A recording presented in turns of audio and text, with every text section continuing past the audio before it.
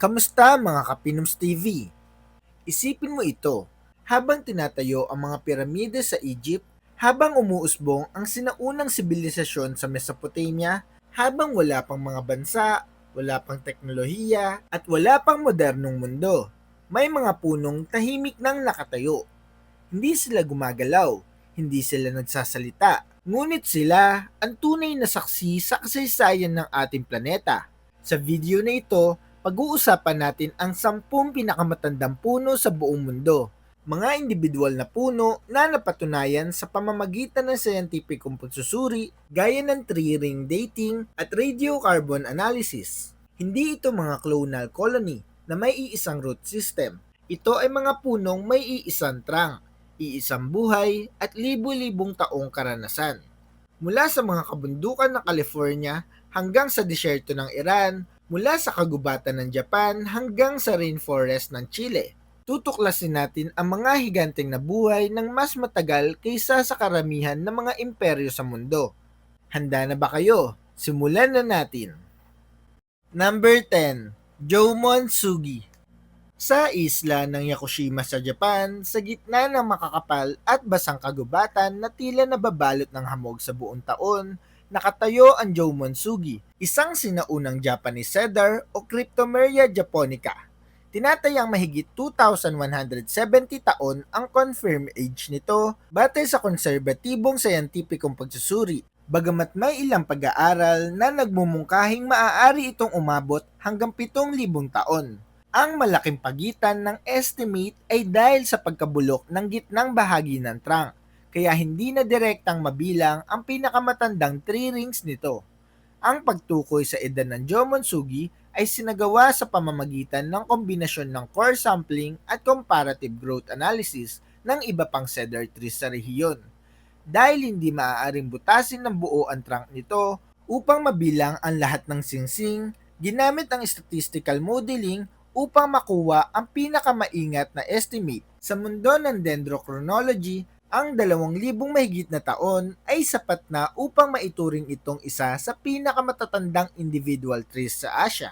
Ngayon, isa itong pangunahing tourist attraction sa loob ng UNESCO World Heritage Site ng Yakushima.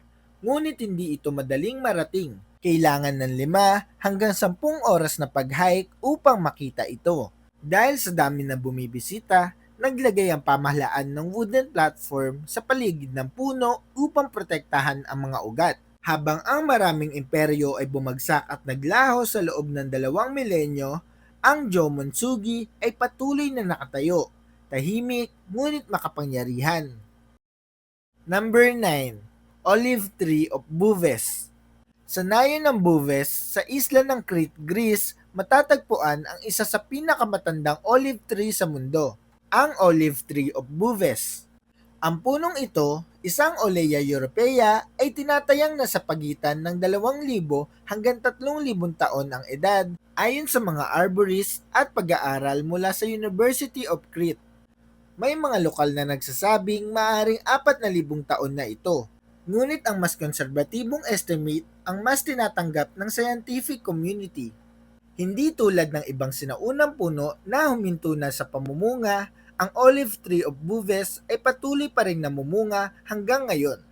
Ang trunk nito ay tila isang likhang sining, baluktot, butas-butas at may mga natural na uka na nagpapakita ng libu-libong taong paglago.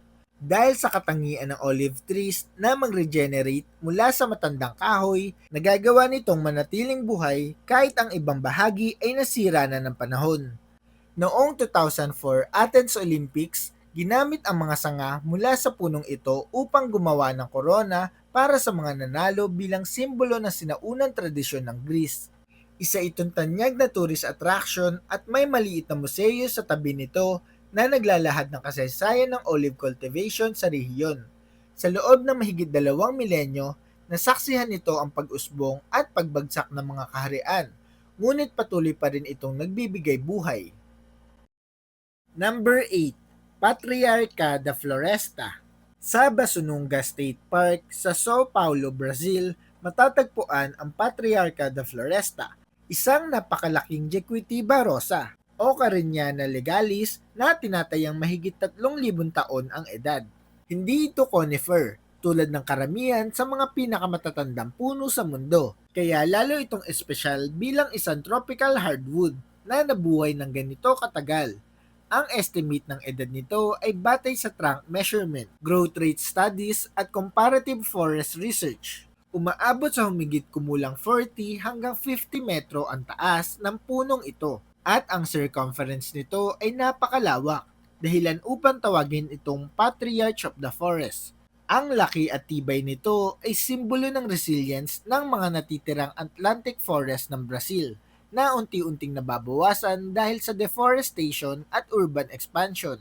Itinuturing itong natural monument at mahalagang simbolo ng environmental conservation sa Brazil, habang ang iba't ibang sibilisasyon sa mundo ay umuunlad at naglalaho sa loob ng 3 milenyo. Ang punong ito ay patuloy na lumalaki sa ilalim ng tropical na araw. Isa itong paalala na ang kalikasan ay may kakayahang magtagal kung ito'y mapoprotektahan. Number 7.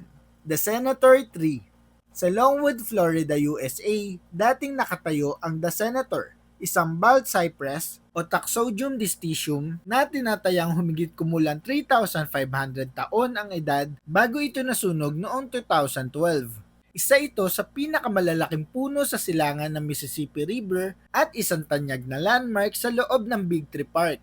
Ang edad nito ay tinukoy sa pamamagitan ng core sampling at dendrochronological analysis na nagpapakita ng mahigit 3 milenyo ng paglago.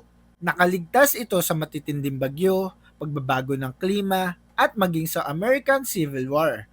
Sa loob ng libu-libong taon, tahimik itong nakatayo bilang simbolo ng natural history ng Florida wetlands. Ngunit noong 2012, nasunog ito dahil sa arson. Loob lamang ng ilang oras na wala ang isang organismong nabuhay ng 3 milenyo. Ngayon, ang tuod nito ang nananatili sa parke bilang paalala ng kahalagahan ng konserbasyon. May itinanim na clone malapit sa dating lokasyon nito upang ipagpatuloy ang alaala ng punong minsan naging higante ng Florida. Number 6. Cordillera Pelada, Alerce. Sa kabundukan ng Cordillera Pelada sa Chile, matatagpuan ang isang Alerce o Fitzroya cupresoides na may kumpirmadong edad na 3,631 taon. Ang numerong ito ay hindi estimate lamang. Ito ay napatunayan sa pamamagitan ng direktang tree ring counting o dendrochronology kung saan binilang ang bawat growth ring upang makuha ang eksaktong edad. Ang species na ito ay kilala sa napakabagal na paglaki at siksik na kahoy, dahilan upang maging matibay laban sa malamig at basang klima ng Patagonia. Dahil sa mabagal na growth rate nito, nagagawa nitong mabuhay ng napakatagal kumpara sa karamihan ng mga puno sa mundo. Bagamat hindi ito kasing tanyag ng ibang tourist destinations, mahalaga ito sa scientific community bilang isa sa pinakamatandang confirmed individual trees sa South America. Habang ang Bronze Age civilizations ay umuusbong sa ibang bahagi ng mundo, ang punong ito ay tahimik na lumalago sa kabundukan ng Chile, isang buhay na talaan ng panahon at klima ng ating planeta. Number 4. Sarvi Abarku. Sa gitna ng tuyong klima ng Yazd province sa Iran, matatagpuan ang Sarvi Abarku, isang Mediterranean cypress o Cupressus sempervirens na tinatayang nasa pagitan ng 4,000 hanggang 4,500 taon ang edad. Ang estimate na ito ay nakabatay sa dendrological studies, trunk analysis at historical documentation ng mga Iranian botanists. Isa ito sa pinakamatandang puno sa Asia na nananatiling buhay hanggang sa ngayon. Ayon sa alamat, itinanim daw ito ng propetang si Zoroaster, ang tagapagtatag ng Zoroastrianism.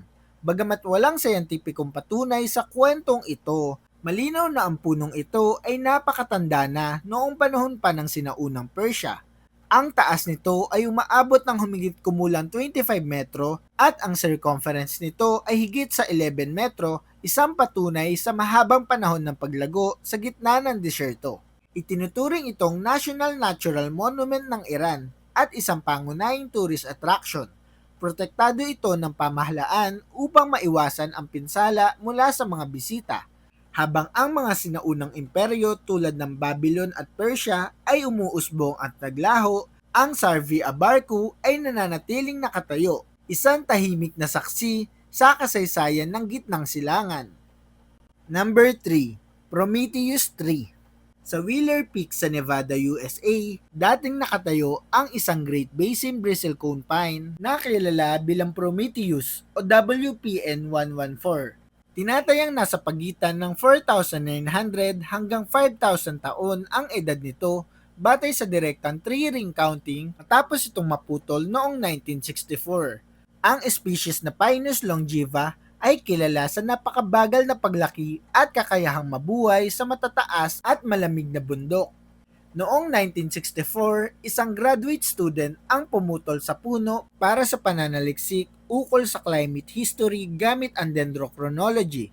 Sa panahong iyon, hindi pa ganap na nauunawaan kung gaano kahalaga ang proteksyon ng mga sinaunang puno. Nang mabilang ang mga tree rings, napag-alamang isa pala ito sa pinakamatandang puno sa buong mundo, ngunit huli na ang lahat. Ngayon, ang tuon nito ay matatagpuan sa loob ng Great Basin National Park bilang paalala ng kahalagahan ng konserbasyon. Ang kwento ng Prometheus ay isa sa pinakamatinding halimbawa kung paano maaring mawala ang libu-libong taong kasaysayan sa isang desisyon lamang. Isa itong aral na ang siyensya at pangangalaga sa kalikasan ay dapat magkasabay na umiiral. Number 2. Matusila.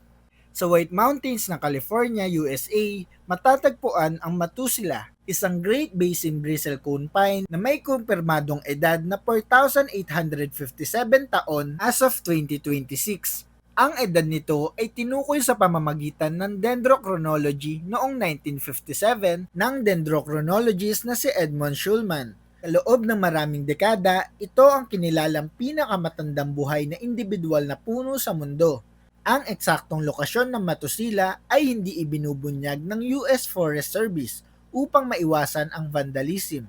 Maaari lamang maglakad ang mga turista sa Matusila Trail sa tinatawag na Forest of Ancients, ngunit hindi nila malalaman kung alin ang mismong puno. Ang proteksyong ito ay mahalaga upang mapanatili ang kaligtasan ng isang organismong nabuhay ng halos 5 milenyo. Habang ang sinaunang Egypt ay nagtatayo ng mga piramide at ang mga unang sibilisasyon sa Mesopotamia ay umuunlad, ang Matusila ay unti-unting lumalaki sa kabundukan ng California. Ang siksik at matibay nitong kahoy kasama ang mabagal na growth rate at matinding klima ang mga dahilan kung bakit ito nabuhay ng napakatagal. Isa itong buhay na talaan ng klima ng Hilagang Amerika. Number 1. Gran Abuelo. Sa Alerce Costero National Park sa Chile, matatagpuan ang Gran Abuelo. Kilala rin bilang Alerce Milenario, isang Fitzroya cupressoides na tinatayang humigit kumulang 5,484 taon ang edad ayon sa isang 2022 scientific study na gumagamit ng partial core sampling at statistical growth modeling. Bagamat may patuloy na debate tungkol sa eksaktong bilang, maraming siyentipiko ang naniniwalang maaari itong maging pinakamatandang buhay na individual na puno sa mundo. Dahil hindi kayang butasin ng buo ang napakalaking trunk nito upang mabilang ang lahat ng tree rings, gumamit ang mga mananaliksik ng growth rate comparison sa ibang Alerce trees upang ma-estimate ang kabuuang edad. Ang species na ito ay kilala sa mabagal na paglaki at pambihirang tibay sa malamig at mahalumigmig na klima ng Patagonia. Ngayon, isa itong protektadong tourist attraction na may nakapaligid na wooden platform upang maiwasan ang pagkasira ng mga ugat dahil sa pagdagsa ng bisita. Kung tama ang estimate na mahigit 5,000 taon, nangangahulugan ito na nabubuhay na ang Gran Abuelo bago pa man maitayo ang Great Pyramid of Giza. Isa itong tahimik ngunit makapangyarihang paalala na ang kalikasan ay may kakayahang lampasan ang panahon kung ito'y ating iingatan. At iyon nga mga Kapinoms TV, ang 10 pinakamatandang puno sa mundo. Sa kabuuan ng ating listahan, nakita natin na ang mga punong nabuhay ng higit sa 2 milenyo, 3 milenyo at maging 5 milenyo. May mga punong nakaligtas sa matinding klima, sa pagbabago ng kapaligiran at sa pag-ikot ng kasaysayan.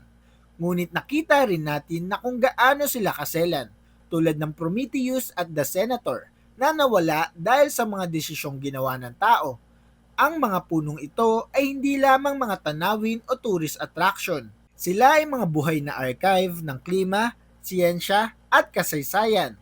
Bawat tree ring sa kanilang trunk ay kwento ng tagtuyot, ng malakas na ulan, ng pagbabago ng panahon. Habang ang tao ay patuloy na nagmamadali sa pag-unlad, ang mga punong ito ay nagpapaalala sa atin ng halaga ng pagtitiis, katatagan at pag-iingat sa kalikasan. At ngayon, nais kong itanong sa inyo, kung may pagkakataon kang bisitahin ang isa sa mga punong ito, alin ang pipiliin mo at bakit? Sa tingin mo, dapat bang isapubliko ang eksaktong lokasyon ng mga pinakamatandang puno o mas mabuting manatili itong lihim para sa kanilang proteksyon?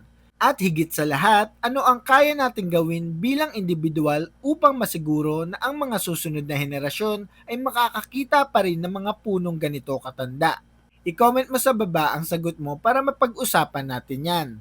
Kung nagustuhan mo ang video na ito, huwag kalimutang i-like, i-share ang video at mag-subscribe sa ating channel para updated ka sa mga paparating pa nating phenomenal videos. Mga Kapinoms TV, maraming salamat sa panonood. Hanggang sa muli, ito ang Pinoms TV.